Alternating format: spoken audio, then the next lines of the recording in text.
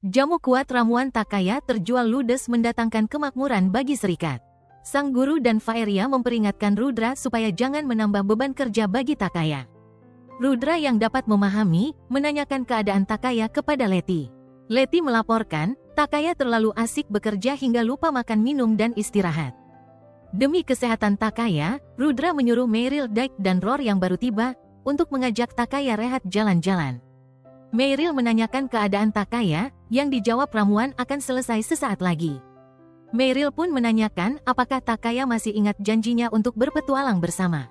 Takaya ingin melakukan petualangan tetapi kerjaan menumpuk. Dan keempat sahabat itu pun segera menyeret Takaya untuk beristirahat jalan-jalan di kota. Takaya yang memang kangen dengan para sahabatnya itu pun disela Meryl karena dia dikerumuni oleh banyak gadis cantik. Meryl menyatakan ingin mengenal pribadi Takaya lebih jauh. Roar yang paham, sebagai sahabat yang baik, menyeret pergi Dyke yang masih kebingungan, meninggalkan Meryl dan Takaya. Sepeninggal Roar dan Dyke, Meryl dengan riang mengajak Takaya meneruskan jalan-jalan mereka. Yang tanpa disadari keduanya, semua kegiatan diawasi oleh sang guru melalui jimat pemberiannya ke Takaya. Takaya yang merasakan tatapan cemburu dari sekitarnya karena berkencan dengan gadis cantik, mengajak Meryl untuk ke pantai. Meryl pun setuju. Sedangkan Rudra menyuruh para gadis untuk kembali bekerja, menghentikan tayangan drama percintaan di jimat sang guru. Meryl yang perhatian, menawarkan bantuan untuk meringankan beban pikiran Takaya. Takaya semakin kagum kepada Meryl, karena Meryl menjadi biarawati disebabkan oleh hasrat ingin menolong sesamanya. Takaya merasa sebagai orang yang lemah, hanya bisa mendapat pertolongan dari yang lain, tanpa mampu memberikan pertolongan kembali. Yang disanggah Meryl, bahwa dirinya pun cuma profesi belaka, tak mampu memberikan pertolongan yang lebih nyata. Takaya menyatakan Meryl adalah penyembuh yang hebat karena menjadi bugar berkat pertolongannya, sedangkan dia sendiri adalah pecundang karena tidak berani melawan bully dari teman kelasnya.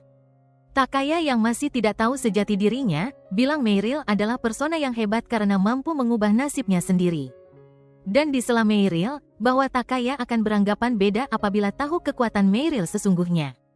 Tiba-tiba terdapat kilatan cahaya petir menyerang keduanya. Terdengar seseorang menyapa Takaya, dan Takaya terperanjat setelah tahu siapa keparat yang secara licik menyerang mereka berdua, segera menyarankan Meryl untuk berhati-hati. Meryl dan Takaya dibuat tidak sadarkan diri oleh serangan Harukawa, membawa Takaya pergi dengan meninggalkan Meryl terkapar di jalan. Takaya tersadar dirinya terantai di dalam sebuah gua dikelilingi oleh gunungan harta dan artefak aneh. Harukawa menerangkan bahwa yang di hadapan Takaya adalah harta yang dikumpulkan oleh para teman kelas, sedangkan Takaya tidak percaya bahwa ketua kelas melakukan pencurian. Karena selama hidupnya yang selalu bergelimang kemewahan, menganggap Takaya adalah suatu bentuk harta yang harus dimiliki Harukawa. Harukawa mendengar kabar angin tentang level 9 milik Takaya, menginginkan kontribusinya kembali di perkampungan.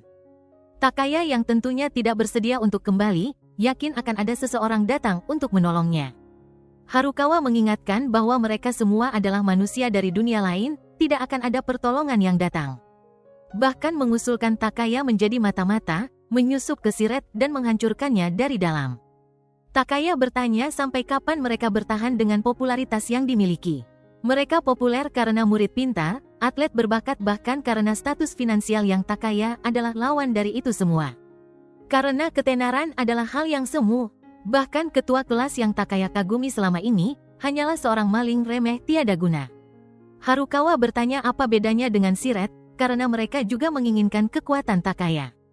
Takaya menjawab, Harukawa tidak akan mengerti, karena Siret menghargai seseorang selayaknya manusia bukan barang semata, membuat Harukawa geram mengamputasi tangan Takaya dengan pisaunya. Harukawa menyaksikan Siret akan tetap bekerjakan Takaya setelah menjadi orang cacat, sedangkan Takaya sangat menyesali tindakan Harukawa yang terlalu jauh. Harukawa berjanji akan merawat Takaya yang telah menjadi cacat apabila memberitahukan sisi kelemahan Siret. Takaya yang telah banyak berhutang budi, bersikeras tidak akan memberitahu rahasia Siret kepada Harukawa. Pada saat nyawa Takaya di ujung tanduk, tiba-tiba terdengar lolongan serigala membahana perkampungan. Meryl dan Mikyu tiba, siap bertempur demi menolong Takaya.